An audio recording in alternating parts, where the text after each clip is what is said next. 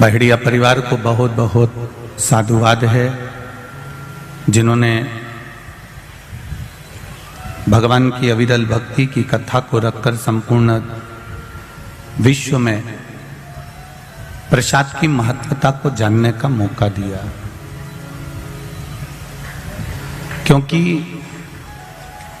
एक प्रसाद की महत्वता क्या होती है, प्रसाद क्यों लगाया जाता है, उस प्रसाद को क्यों पाया जाता है, उस प्रसाद को क्यों लाया जाता है, यह हमको शिव प्रसाद शिव महापुराण की कथा से श्रवण करने का सौभाग्य मिला है।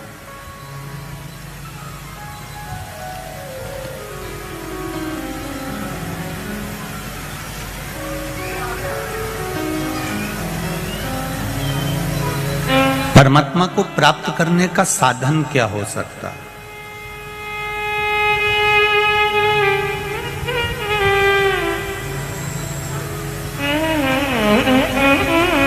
पूरा जब ये मन भटक जाता है, ये मन जब विचलित हो जाता है, तब परमात्मा के चरणों में कैसे पहुंचे?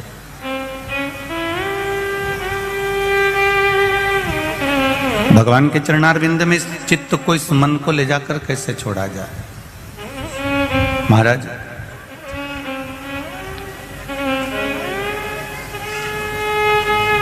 गोपियों के रोम रोम में श्याम है, हनुमान जी के रोम रोम में राम है, और शंकर भगवान को एक लोटा जल चढ़ाने वाले के रोम रोम में मेरा महादेव समाया हुआ होता है।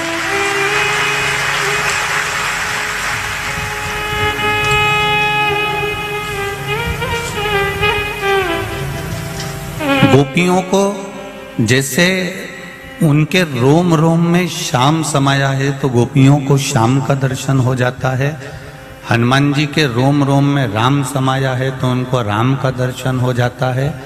और जब एक लोटा जल हम देवाधिदेव महादेव को चढ़ाना प्रारंभ करते हैं, भगवान शिव के मंदिर तक, शिवालय तक, देवालय तक हम जाना चालू करते हैं, तो ये निश्चित है, जैसे गोपियों को भगवान श्याम का दर्शन हुआ, कृष्ण का दर्शन हुआ, हनुमान जी को राम जी का दर्शन हुआ, उसी तरह हमको भी एक ना एक दिन महादेव का दर्शन हो ही जाता है। ये विश्वास के बल पर परमात्मा।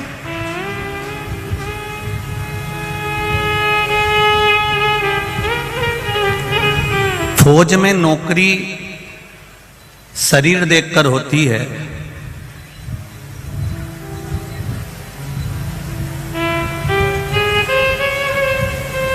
एजुकेशन देखकर होती है,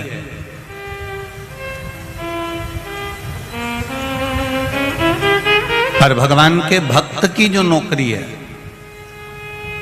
भगवान के चरणारविंद की जो नौकरी है, वो ना एजुकेशन देखकर होती है, ना शरीर देखकर होती है, ना तुम्हारा कपड़ा देखकर होती है, ना तुम्हारा आभूषण देखकर होती है, ना तुम्हारा राजसी ठाट देखकर होती है। भगवान के भक्त की जो नियुक्ति होती है, वो केवल उसका हृदय देखकर होती है, उसका मन देखकर होती है। उसके मन के सिवाय वो कुछ नहीं देखता। निर्मल मन सो मोहि पावा, मोहि छल छिद्र कपट ना भावा।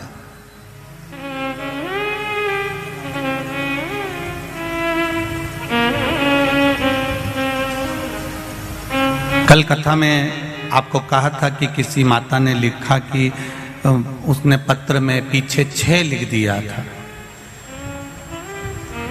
और हम उसको समझ नहीं पाए थे, तो फिर हमने बाद में जाकर बहुत देर तक हम उसका स्मरण करते रहे। आखिर ये 6 का मतलब क्या होता है, तब समझ में आया कि उसका मतलब होता है हे।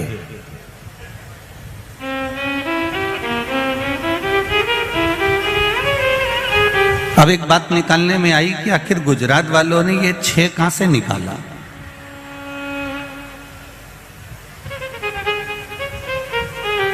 तब समझ में आया कि परम पूज्य संत शिरोमणि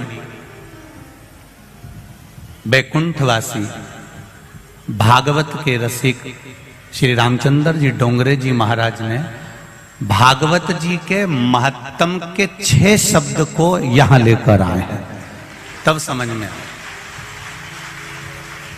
भागवत जी के महत्तम में, श्रीमद् भागवत के महत्तम में 6 अध्याय हैं और वो पूरे की पूरे 6 अध्याय ये कहते हैं कि आत्मदेव की कथा में ये वर्णन किया कि भगवान है। पूरे महत्तम में एक बात कहते रहे कि भगवान है, भगवान रहेगा, भगवान है। पूरी भागवत के महत्तम में 6 अध्याय में हर अध्याय में भगवान के होने की उपस्थिति को दर्शाया गया है कि भगवान है। तो वो जो 6 अध्याय हैं उन 6 को यहां लाकर रख दिया। इसका मतलब है कि हमारा पति 6 मतलब है। अब समझ में मेरे को अच्छे से आ गया। अब गुजरात वालों गड़बड़ी नहीं होगी हो। अब समझ में आ गया कि है 6 मतलब है। मतलब जैसे भागवत जी के महत्तम में 6 अध्याय हैं, 6 अध्याय का मतलब 6 अध्याय में ये वर्णन करा गया कि भगवान है, कृष्ण है, राम है। उसी तरह अब समझ में आ गया कि गुजरात वाले 6 जब भी बोलें तो समझ जाओ कि भोलेनाथ है। अब इनका 6 केवल अकेला नहीं रहा, अब ये प्रूफ हो गया, ये बिल्कुल प्रमाणित हो गया कि भगवान फिर है, बोल दिए 6 भगवान 6 मतलब भगवान अब 6। अब ये निश्चित हो गया कि मेरा देव अधिदेव महादेव 6। बस इतनी सी बात अब मेरे को गुजरात से मिल गई है। अब मैं इसको कहीं पे भी ले सकता हूं। अब अपने को अच्छे से मिल गया। धन्यवाद गुजरात वालों को जिन्होंने मुझे सिखा दिया, बहुत बहुत धन्यवाद। अब मैं इस बात का बिल्कुल प्रमाणित हो गया कि भगवान राम 6, भगवान कृष्ण 6, भगवान दत्त 6, माँ जगतजननी अम्बा 6, तो भगवान महादेव 6। मतलब शिव इस पृथ्वी पर सदा विराजमान है और उसको पाने का सबसे सुंदर तरीका है सारी समस्या का हल, एक लोटा जल। केवल शिव को पाने का एक आदित्य, एक आनंदित तरीका, एक सुख